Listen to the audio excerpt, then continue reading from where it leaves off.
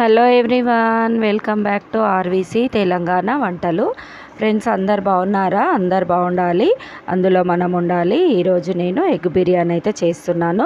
కాజు, బాదం, నువ్వులు, ఇలాచి, షాజీరా చెక్క అవన్నీ ఎంచుకొని పేస్ట్ అయితే పక్కన చేసి తయారైతే పెట్టుకోవాలి. ఫ్రెండ్స్ చూడండి, బిర్యానీ ఆకు, బిర్యానీ పువ్వు, ఇలాచీలు, చెక్క, షాజీరా, ఫ్రైడ్ ఆనియన్స్, 2 పచ్చిమిర్చీలు, కొత్తిమీర, పుదీనా, హాఫ్ కట్ట నేనైతే పక్కన పెట్టుకున్నాను. 8 ఎగ్స్ అయితే తీసుకొని బాయిల్డ్ చేసుకున్నాను. ఫ్రెండ్స్, తర్వాత కిలో బియ్యం తీసుకున్నాను కాబట్టి ఒక 1.5 స్పూను కారము, 1/2 స్పూను పసుపు, ఒక 2 స్పూన్స్ వరకు ఉప్పు తీసుకున్నాను. 1 స్పూను అల్లం ఎల్లిగడ్డ తీసుకొని, ఒక కప్పు పెరుగు, మనము మిక్సీ చేసి పెట్టుకున్న బాదం కాజు పేస్ట్ అయితే వేసుకొని స్పైసెస్ అన్నీ యాడ్ చేసుకోవాలి. ఫ్రెండ్స్ ఓకేనా?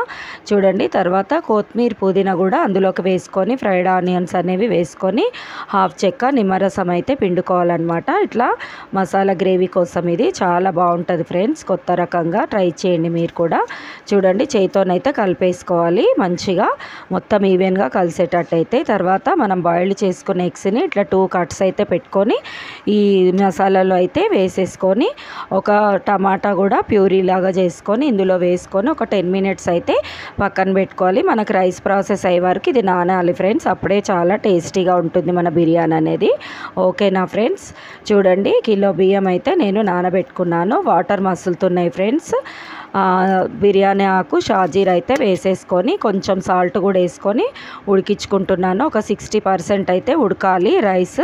తర్వాత మనం ఫ్రై చేసుకున్నాం కదా ఆనియన్స్, ఆయిల్ ఇట్లా బగోనలో పోసుకొని ఫస్ట్ ఒక లేయర్ అయితే రైస్ పరుచుకోవాలి. దాని మీద ఈ మసాలా ఉంటుంది కదా ఫ్రెండ్స్, అదైతే మనం ఒక లేయర్ లాగా అయితే పరుచుకోవాలి. ఎగ్స్ అనేవి పక్కన పెట్టుకోవాలి ఫ్రెండ్స్. లాస్ట్లో చూపిస్తాను ఆ ప్రాసెస్. ఓకేనా? కొత్తిమీర, పుదీనా వేసేసి ఫ్రైడ్ ఆనియన్స్ వేసేసి మళ్ళీ ఒక లేయర్ అయితే రైస్ వేసేసుకోవాలి.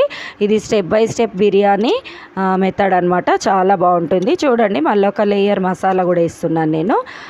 తర్వాత మళ్ళీ ఫ్రైడ్ ఆనియన్స్ వేసేసి కొత్తిమీర, పుదీనా వేసేసి మళ్ళీ రైస్ అయితే మళ్ళీ వేస్తున్నా ఫ్రెండ్స్. థర్డ్ స్టెప్ పైది.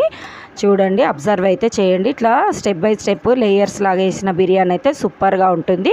మళ్ళీ ఫ్రైడ్ ఆనియన్స్, కొత్తిమీర, పుదీనా, కలరు, నిమ్మకాయ రసము, నెయ్యి అయితే వేసేసుకున్నాను. ఓకేనా? అది మూత పెట్టి పక్కన పెట్టుకొని మనము పక్కన ఉంచుకున్న ఎగ్స్ని అయితే ఇట్లా కడాయిలో నూనె పోసి ఉప్పు, కారం, పసుపు వేసి ఎగ్స్ అయితే బాగా వేయించుకోవాలి ఫ్రెండ్స్. ఆ లేయర్ అనేది క్రిస్పీగా కావాలన్నమాట. అప్పుడే బిర్యానీ అనేది అద్దిరిపోతుంది మనం తింటుంటే. ఓకేనా ఫ్రెండ్స్? చూడండి, నేను కూడా వేయించుకుంటున్నాను. అయితే రైస్ వేడిగా ఉండాలి, ఎగ్ కూడా వేడిగా ఉండాలన్నమాట. ఒక్కొక్క ఎగ్ తీసి రైస్ పైన అయితే పెట్టుకోవాలి మనము. తర్వాత కడాయిలో ఉన్న ఉప్పు, కారం నూనె ఉంది కదా ఫ్రెండ్స్, ఆ నూనె కూడా ఈ రైస్ పైన అయితే పోసేసుకొని ఒక 10 మినిట్స్ పక్కన అయితే ఉంచుకోవాలి.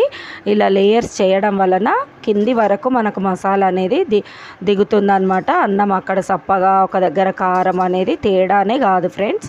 మీరు ఎట్లా వడ్డించుకున్నా కానీ బాగుంటుంది. గెస్టులు వచ్చినప్పుడు అయితే 10 నిమిషాలలో మనము ప్రిపేర్ చేసేసుకోవచ్చు. ఎందుకంటే ఆల్మోస్ట్ అందరి ఇంట్లో అన్నీ ఉంటాయి కదా ఫ్రెండ్స్, దబా దబా చేసేసుకోవచ్చు. ఇవాళ రేపు బాస్మతి బియ్యం కూడా ఇంట్లో పెట్టేసుకుంటున్నారు స్పేర్లో.